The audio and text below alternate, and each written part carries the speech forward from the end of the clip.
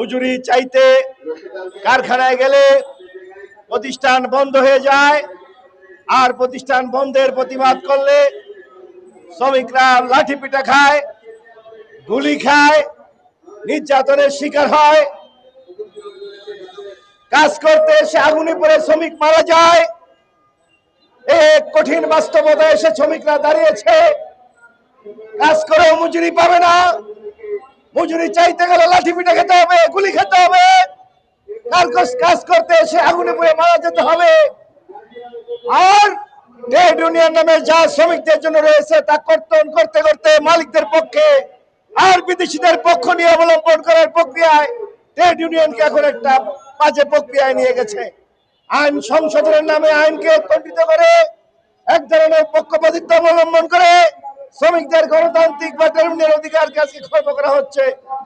এই যে পরিবেশ, এই পরিস্থিতির বিরুদ্ধে বাংলাদেশ ট্রেড ইউনিয়ন সংঘ বলছে গণতান্ত্রিক শ্রম আইন ঘোষণা করতে হবে, শ্রম আইনের অসঙ্গতি অবস্থানকে দূর করতে হবে। এটি গণতান্ত্রিক পরিবেশে গণতান্ত্রিক শ্রম আইন প্রণয়নের প্রক্রিয়া অগ্রসর হতে হবে। দাবি তুলেছে ওই বাংলাদেশে লাভজনক পোর্ট চট্টগ্রাম বন্দরকে যে বিদেশে দেওয়ার তালবাহানা চলছে, আর এটা করতে যে মানুষের গণতান্ত্রিক অধিকার, কথা বলার অধিকার খর্ব করার জন্য সরকার সমাবেশের উপরে নিষেধাজ্ঞা জানিয়েছে। আমরা তার তীব্র নিন্দা জানাচ্ছি, প্রতিবাদ জানাচ্ছি। ধন্যবাদ। সমাবেশের উপরে বাধা নিষেধ বাংলাদেশে যুগে যুগে চলছে।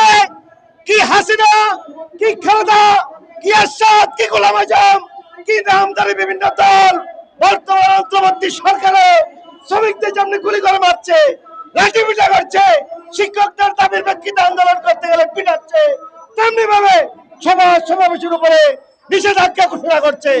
আমরা শ্রমিকরা এটা মানতে পারি না, এটা করতে দিতে পারি না। অবিলম্বে সমাবেশের উপর নিষেধাজ্ঞা প্রত্যাহার করতে হবে, প্রত্যাহার করতে হবে। অন্যথায় সারা দেশে শ্রমিকরা তার দাবি নিয়ে লড়াই করবে।